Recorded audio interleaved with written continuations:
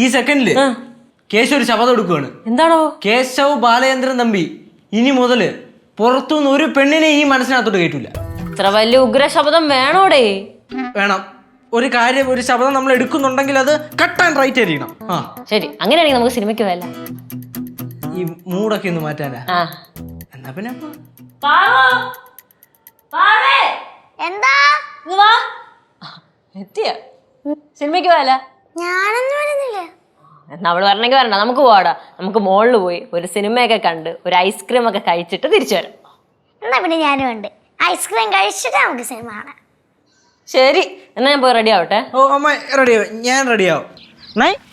എത്ര രൂപയുടെ പോക്കോൺ മേടിച്ചാ? 350. 440 രൂപ.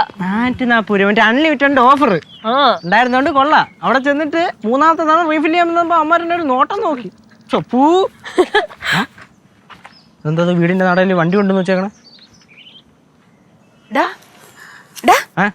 അത് നിന്റെ എല്ലാ കൊച്ചല്ലയോ ആയിരിക്കുന്നേ? ഏതോ ആ കൊച്ചിന്റെ വണ്ടിയാ. ഞാൻ പോണ്.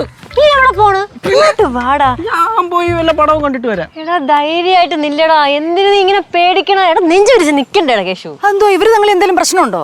ഇവർ തമ്മിൽ എപ്പോഴും പ്രശ്നമല്ലേ? വാടാ അങ്ങോട്ട് പോവാം. മാമ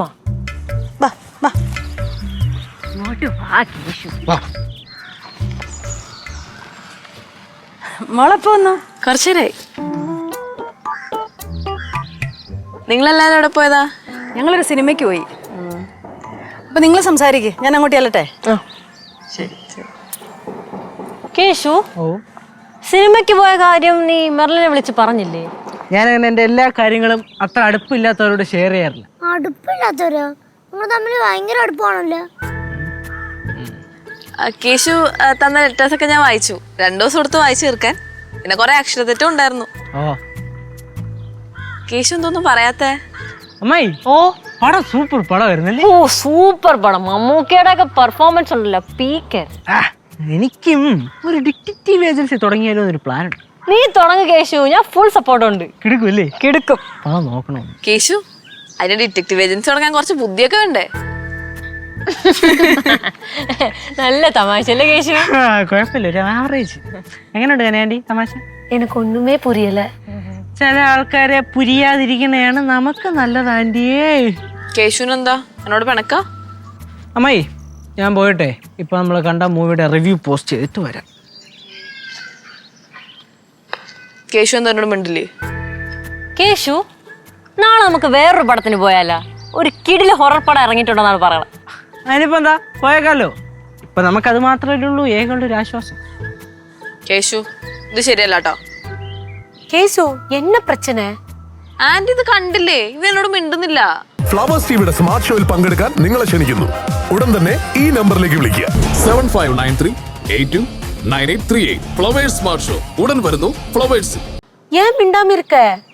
ആന്റിക്ക് ഹൊറർ മൂവീസ് ഇഷ്ടമാണ്? அது இல்ல நான் கேட்டதுக்கு முதல்ல பதில் சொல்லு. ഞാൻ കേട്ടതൊക്കെ ആന്റി ബദൽ സൊന്നില്ലല്ലോ, പിന്നെ ഞാൻ തന്നെ പറയണേ.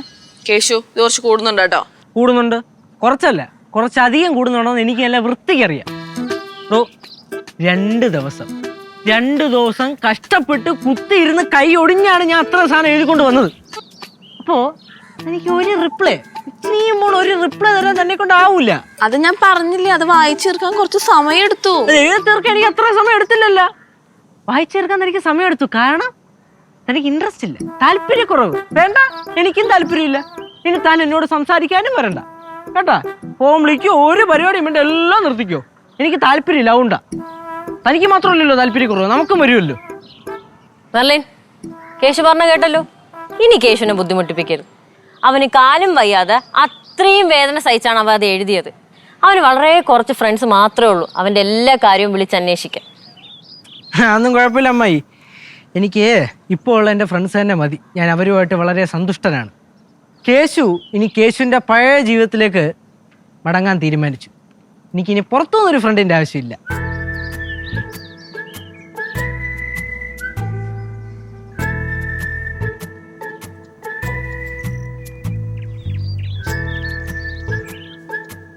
கௌரி, பாவம் கௌரி, கொஞ்சம் சொல்ல கேஸ் விட்ட. അവൻ പറഞ്ഞല്ലോ, അവൻ്റെ നയം വ്യക്തമാക്കി. ഇനി എനിക്കൊന്നും പറയാൻ വയ്യ.